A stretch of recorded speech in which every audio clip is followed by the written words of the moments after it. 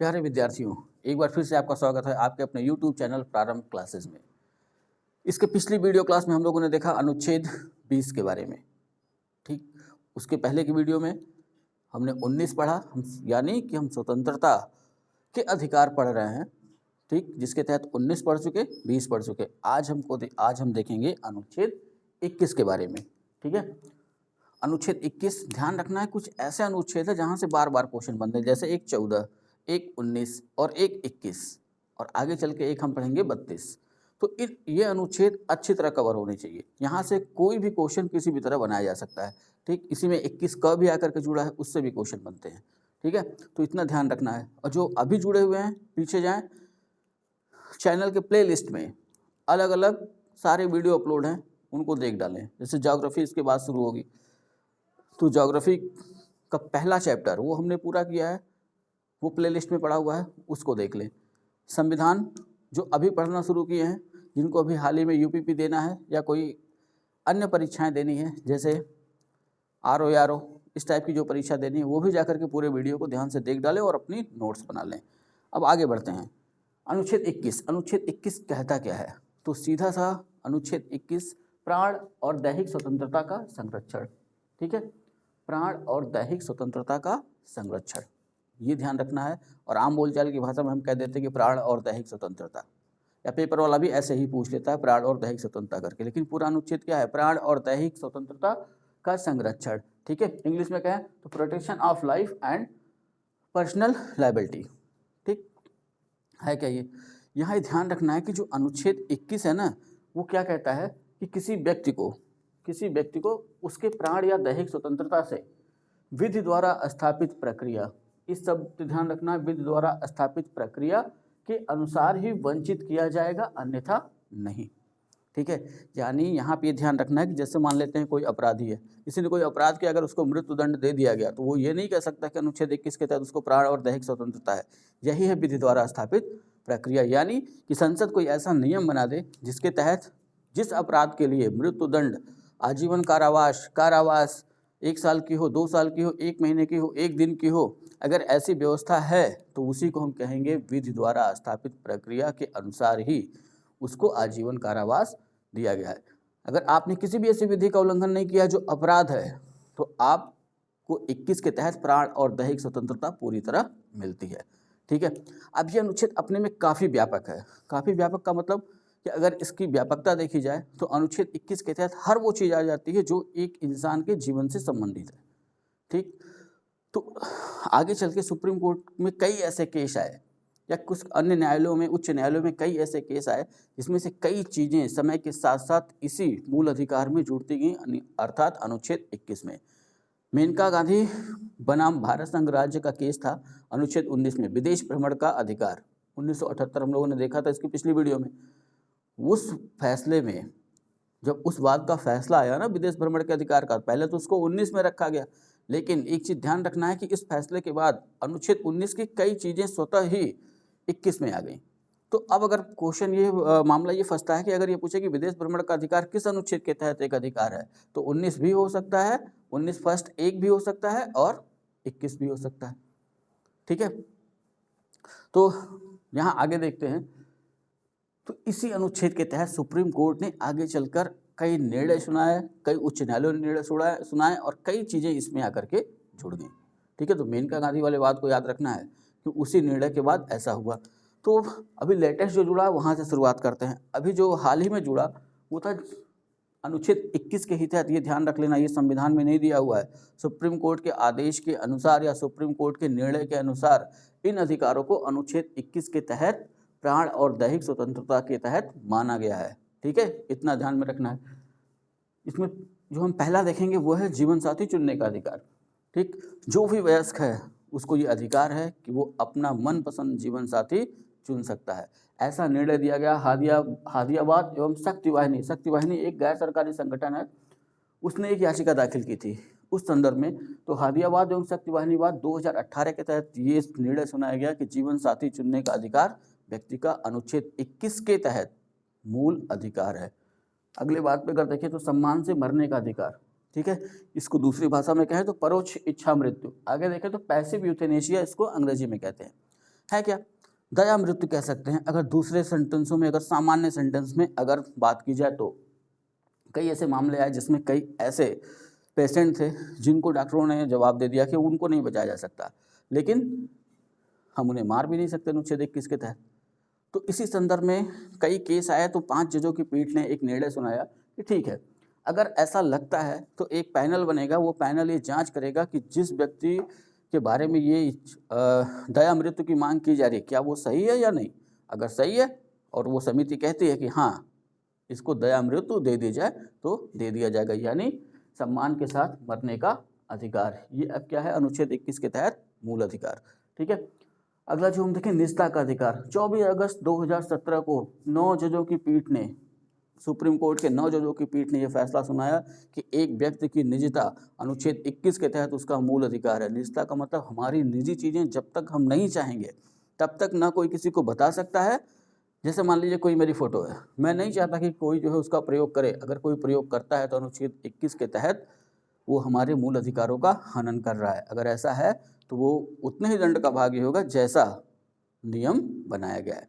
ठीक है, यानी हर व्यक्ति की निजता उसकी स्वयं की है, अनुच्छेद 21 के तहत प्राण और दैहिक स्वतंत्रता के तहत आएगी। ठीक है, अगला देखें आश्रय पाने का अधिकार। तो ये ध्यान रखना है कि ये यहाँ से क्वेश्चन पूछ लेता है ये किस बाद में, तो ये चमेली सिंह बनाम उत्तर प्रदेश 1998 का बाद है।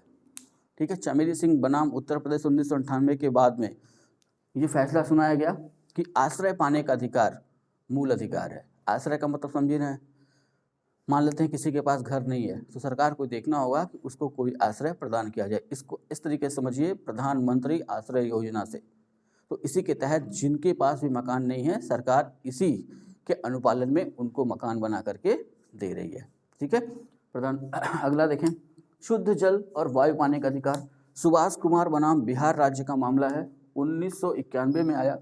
शुद्ध जल और वायु पाने का अधिकार, इसमें यह फैसला सुनाया गया कि प्रत्येक व्यक्ति को ये अधिकार है कि उसे शुद्ध जल और शुद्ध वायु मिले। ये उसका अनुच्छेद 21 के तहत मूल अधिकार है। अगला देखें निःशुल्क विधिक सहायता का अधिकार। MM हाशकाट बनाम महाराष्ट्र राज्य का ये मामला था 1978 में। इस पर फैसला सुनाया गया कि हर व्यक्ति को ये अधिकार है कि अगर वो सक्षम नहीं है, ठीक है, अगर उसको विधिक सहायता का मतलब यहाँ वकील से मैं सीधी सीधी भाषा में समझा दूँ कि अगर हमें कोई भी किसी भी तरह का केस हो, अगर हमको ज़रूरत, हमको कोई वकील नहीं मिल रहा या हम वकील नहीं कर सकते हैं तो जज के कहने पर हमको सरकार एक वकील मुहैया कराएगी, जिनको हम कहते हैं आमतौर पर सरकारी वकील। तो ये निःशुल्क विधिक सहायता के तहत ही आता है। ठीक है, अगर कोई व्यक्ति ऐसा है, कोई अपराध में वो पकड़ा गया या वो अपराध नहीं किया लेकिन उसके ऊपर किसी ने मुकदमा दर्ज करा दिया है तो वो वकील नहीं कर सकता। तो पहली ही हियरिंग में जब उसको जज के समक्ष प्रस्तुत किया जाएगा तो पहला क्वेश्चन जो जज उससे पूछता है वो ये कि आपका वकील कहाँ है। अगर उसने कहा कि हमारे पास वकील नहीं है या हम वकील नहीं कर सकते तो उस फैसले को जज, उस सुनवाई को जज रोकेगा और ये कहेगा ठीक पहले इनको एक वकील मुहैया कराया जाए। वो इसी के तहत निःशुल्क विधिक सहायता का अधिकार, ये माना गया कि निःशुल्क विधिक सहायता का अधिकार अनुच्छेद 21 के तहत प्राण और दैहिक स्वतंत्रता के अंतर्गत व्यक्ति का मूल अधिकार है। ठीक है, अगला देखें धूम्रपान का निषेध। तो धूम्रपान का निषेध का मतलब सार्वजनिक जगहों पर धूम्रपान का निषेध। तो हर जगह आपने देखा होगा, हर सार्वजनिक जगह पर धूम्रपान निषेध का बोर्ड लगा होता है। ठीक है, यानी कि आप सार्वजनिक जगह पर धूम्रपान नहीं कर सकते, यानी बीड़ी, सिगरेट, हुक्का ये सब नहीं पी सकते। अब ये मामला मुरली देवड़ा बनाम भारत संघ का था और मुरली देवड़ा बनाम भारत संघ के बाद में ऐसा निर्णय दिया गया सुप्रीम कोर्ट द्वारा कि हर सार्वजनिक जगह पर ये लेबल लगाया जाए कि यहाँ धूम्रपान निषेध है, यहाँ धूम्रपान करना मना है। ठीक है, क्योंकि व्यक्ति जो धूम्रपान कर रहा है, ठीक है, उसको तो निकोटीन की आवश्यकता है, वो तो उसको मिल गई, लेकिन उसके धुएं से प्रत्यक्ष रूप से तो नहीं, अप्रत्यक्ष रूप से कई लोग प्रभावित हो रहे हैं, इसलिए सुप्रीम कोर्ट ने ऐसा डिसीजन दिया। ठीक, और कुछ केस उनकी खाली ऐसे चर्चा कर लेते हैं। मानवीय गरिमा के साथ जीवन जीने का अधिकार, यानी कि हर व्यक्ति को ये अधिकार है, चाहे वो ऊंचे पद पे हो, चाहे सबसे निचले पद पे हो, चाहे वो कोई सा भी काम कर रहा हो, तो उसको अपनी पूर्ण गरिमा के साथ जीवन जीने का अधिकार है अनुच्छेद 21 के तहत। 14 वर्ष की आयु तक निःशुल्क प्रारंभिक शिक्षा, ठीक है, ये भी अनुच्छेद 21 के तहत व्यक्ति का मूल अधिकार है। अगला देखें तो असमर्थ व्यक्ति को भोजन पाने का अधिकार। जो व्यक्ति असमर्थ है, काम नहीं कर सकता, बीमार है, उसके भोजन पाने का अधिकार अनुच्छेद 21 के तहत। इसको ऐसे समझे कि आज अगर आप सरकारी अस्पतालों में जाएंगे ना, तो जो मरीज है, पेशेंट है, उसके लिए भोजन हॉस्पिटल उपलब्ध कराएगा, ठीक है, वो इसी अधिकार के तहत। अगला देखें, आजीविका का अधिकार। तो हर राज्य का कर्तव्य है कि हर व्यक्ति को जैसे उसकी क्षमता है उस हिसाब से आजीविका उपलब्ध कराने का प्रयास करे। ये हर व्यक्ति का मूल अधिकार है कि वो अपनी आजीविका चला सके सुचारू रूप से। स्वास्थ्य का अधिकार, हर व्यक्ति को अधिकार है कि वो स्वस्थ जीवन जी सके। तो स्वस्थ जीवन जीने के लिए क्या चाहिए? अच्छी चिकित्सा, डॉक्टरों की उपलब्धता, अच्छी दवाइयाँ। तो सरकार की जिम्मेदारी है कि वो इस मूल अधिकार को बनाए रखे। इसके संदर्भ में आप सरकारी हॉस्पिटल को समझिएगा कि आपको मना तो किया नहीं जाता कि आप सरकारी हॉस्पिटल ना जाइए। आप जाते नहीं, आप सवाल पूछते नहीं हैं कि दवा है कि नहीं, डॉक्टर हैं कि नहीं। तो कौन जाता है? जिनके पास पैसा नहीं है। जिनके पास पैसा नहीं है वो जाते हैं, अगर दवा नहीं है तो वो बोल नहीं पाते हैं क्योंकि वो पढ़े लिखे नहीं हैं। पढ़े लिखे लोग वहाँ जाने से परहेज करते हैं। तो ये समस्या है देश की। इस वजह से ये स्वास्थ्य का अधिकारों का जो अधिकार देख रहे हैं ना, हम प्राइवेट हॉस्पिटल में तुरंत जाते हैं। जितना हमारे पास धन है तो कोई दिक्कत नहीं है, हम दुगना तिगुना धन दे करके अपना इलाज कराते हैं। लेकिन जो गरीब है वही उस गवर्नमेंट हॉस्पिटल में पहुंच रहा है, या वो पहुंचता है जिसको लगता है कि उसका सोर्स अच्छा खासा है, ठीक है। तो ध्यान रखना होगा कि स्वास्थ्य का अधिकार हर व्यक्ति के भारत के हर व्यक्ति के लिए है कि वो स्वस्थ जीवन जिए। अगला देखिए, समय से चिकित्सा सहायता पाने का अधिकार। इस अधिकार को समझना होगा। समय से चिकित्सा सहायता पाने का अधिकार का मतलब क्या? ये मामला पहले ऐसे था ना कि अगर रोड पे किसी का एक्सीडेंट हो गया और अगर कोई व्यक्ति उसको हॉस्पिटल लेके गया, तो समस्या ये थी कि जो व्यक्ति ले जा रहा है वो तो उसकी मदद कर रहा है, लेकिन पहुंचते ही पुलिस पहले उसी से सब कुछ पूछताछ करने लगती थी, कहाँ से ले आए, कब ले आए, क्या। और कभी कभी तो ऐसा होता था कि जबरन उसी के ऊपर वो मुकदमा डाल दिया जाता था। तो इससे लोग एक दूसरे की, जो भी घायल होता था उसकी सहायता करने से परहेज करने लगे। तो सुप्रीम कोर्ट ने ऐसा डिसीजन दिया कि नहीं, कोई भी व्यक्ति अगर किसी घायल को लेकर के हॉस्पिटल आ रहा है तो पूछताछ तभी उससे की जाएगी जब वो इस बात के लिए सहमत हो कि उससे पूछताछ की जाए। तो इसी संदर्भ में समय से चिकित्सा सहायता पाने का अधिकार जोड़ा गया, ठीक है। ध्वनि प्रदूषण से मुक्त वातावरण का अधिकार। तो हर व्यक्ति को यह अधिकार है कि ध्वनि प्रदूषण से मुक्त वातावरण में वो रहे, ठीक है। अभी ध्यान रखिएगा, सिर्फ इतने ही नहीं है, ठीक है, ऐसे ही अन्य कई ऐसे अधिकार हैं जो इसमें शामिल हैं, ठीक। जैसे एक मैं आपको बता दूं, गर्भावस्था के दौरान गर्भवती स्त्री का लिंग परीक्षण वो भी नहीं किया जाएगा, क्योंकि वो अनुच्छेद 21 के तहत उस स्त्री का मूल अधिकार है कि ऐसा नहीं किया जा सकता, ठीक है। तो ये अनुच्छेद 21 काफ़ी व्यापक है। और एक चीज़ ध्यान रखना है कि जब ये क्वेश्चन पूछे ना, तो चीज़ देख, जो भी चीज़ पूछ रहा है जिस भी संदर्भ में, वो देख लेना है क्या हमारे जीवन से संबंधित है, क्या हमारे शरीर से संबंधित है, क्या हमारी आत्मा से संबंधित है। अगर ऐसा है, हमारे शरीर से, हमारी आत्मा से अगर उसका संबंध है, तो जाहिर सी बात है कि वो अनुच्छेद 21 के तहत हमारा मूल अधिकार होगा। हाँ, लेकिन एक बात ये भी ध्यान रखनी है कि जो शब्द वहाँ यूज हुआ है ना, कि अगर हमने किसी ऐसी विधि का उल्लंघन नहीं किया जिसका करना चाहिए, ठीक है, विधिक प्रक्रिया के अनुसार ही हमको दंड दिया जाएगा, ठीक। तो ये था अपना अनुच्छेद 21। अब आगे देखते हैं, इसी अनुच्छेद 21 में आगे चल के एक अनुच्छेद जोड़ दिया गया, ठीक है, उसके बारे में देख लें थोड़ा सा। वो है अनुच्छेद 21 का, ठीक। तो अनुच्छेद 21 का क्या कहता है कि राज्य 6 से 14 वर्ष तक की आयु के सभी बालकों को ऐसे ढंग से जैसा राज्य विधि द्वारा निर्धारित करे निःशुल्क तथा अनिवार्य शिक्षा उपलब्ध कराएगा, ठीक है। तो ये तो हो गया, पहले तो ये ध्यान रखना 6 से 14 वर्ष तक की आयु तक की, ठीक, जो पहला ध्यान में रखना है। एक ही ध्यान रखना है कि जोड़ा कब किया, तो 86वें संविधान संशोधन अधिनियम 2002 द्वारा, ठीक है। 86वें संविधान संशोधन अधिनियम 2002 द्वारा इसे जोड़ा गया। और एक चीज़ और बता दूं कि 2002 द्वारा जोड़ा तो गया, लेकिन अगर ये कहा जाए कि ये प्रवर्तित कब हुआ, प्रभावी कब हुआ, तो उसके लिए डेट है 1 अप्रैल 2010। 1 अप्रैल 2010 से प्रभावी हुआ। ये पूरा खंड, ठीक है।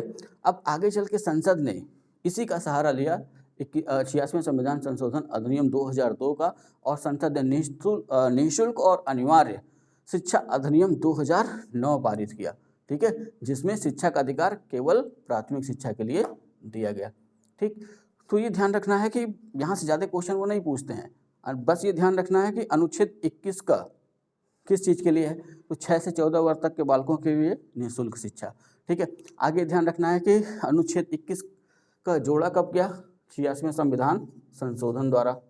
बस ये ध्यान रख लीजिएगा कि अनुच्छेद 21 6 वर्ष से 14 वर्ष तक के बालकों के ऊपर ही लागू होगा, ठीक है।